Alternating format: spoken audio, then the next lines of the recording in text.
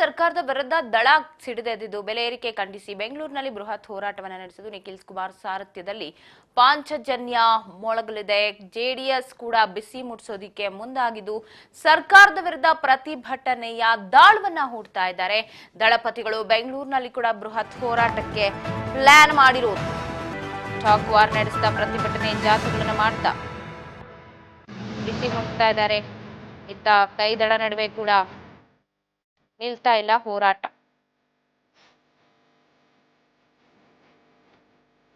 JDS ಬೆಲೆ ಏರಿಕೆಯನ್ನ ಖಂಡಿಸಿ ಹೋರಾಟಕ್ಕೆ ಮುಂದಾಗ್ತಿದ್ದು ಸಾಕಪ್ಪ ಸಾಕು ಅಂತ ಹೇಳಿ ಹೋರಾಟವನ್ನ ಮಾಡ್ಲಿಕ್ಕೆ ವಿಭಿನ್ನವಾಗಿ ಹೋರಾಟ ಮಾಡ್ಲಿಕ್ಕೆ ಮುಂದಾಗಿದೆ.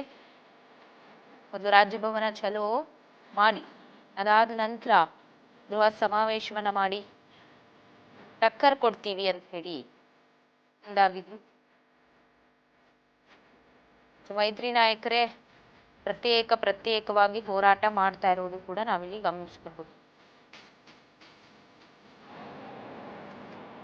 ಜನಾಕ್ರೋಶ ಅಂತ ಬಿಜೆಪಿ ನಾಯಕರು ಹೋದ್ರೆ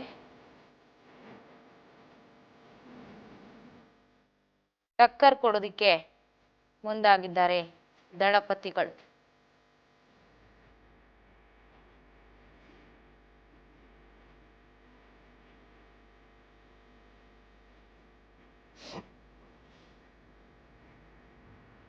ಕೇಂದ್ರ ಸರ್ಕಾರದ ವಿರುದ್ಧ ರಾಜ್ಯ ಸರ್ಕಾರ ಆಕ್ರೋಶವನ್ನ ವ್ಯಕ್ತಪಡಿಸಿದ್ರೆ ಕೇಂದ್ರದ ವಿರುದ್ಧ ರಾಜ್ಯ ಸರ್ಕಾರ ಕೂಡ ಆಕ್ರೋಶವನ್ನು ವ್ಯಕ್ತಪಡಿಸಿದ್ದು ಪ್ರತಿಭಟನೆಯ ಬಿಸಿಯನ್ನ ಮುಟ್ಟಿಸ್ತಿದೆ. ಸಾಕಪ್ಪ ಸಾಕು ಕಾಂಗ್ರೆಸ್ ಸರ್ಕಾರ ಅಂತ ಸ್ಕ್ಯಾನರ್ ಅನ್ನ ಕೂಡ ಇಟ್ಕೊಂಡು ಪ್ರತಿಭಟನೆಗೆ ಮುಂದಾಗಿರೋದು.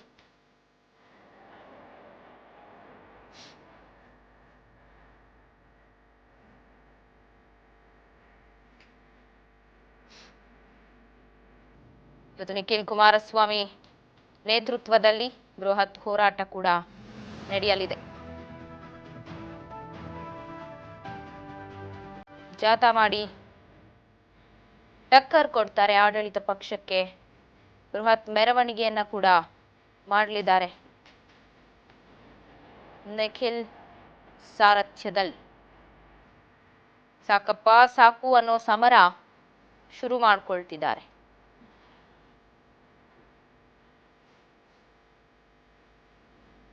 ಬೆಲೆ ಏರಿಕೆ ಒಂದು ಕಡೆ ರಾಜ್ಯದಲ್ಲಿ ಹಾಲಿನ ದರ, ಬಸ್ ಟಿಕೆಟ್ ದರ, ಎಲ್ಲದರ ದರ ಹೆಚ್ಚಾಗಿದೆ ಅಂತ ಹೇಳಿ ವಿರೋಧ ಪಕ್ಷ ಆಡಳಿತ ಪಕ್ಷದ ವಿರುದ್ಧ ಕಿಡಿಕಾರ್ತಾ ಇರೋದು.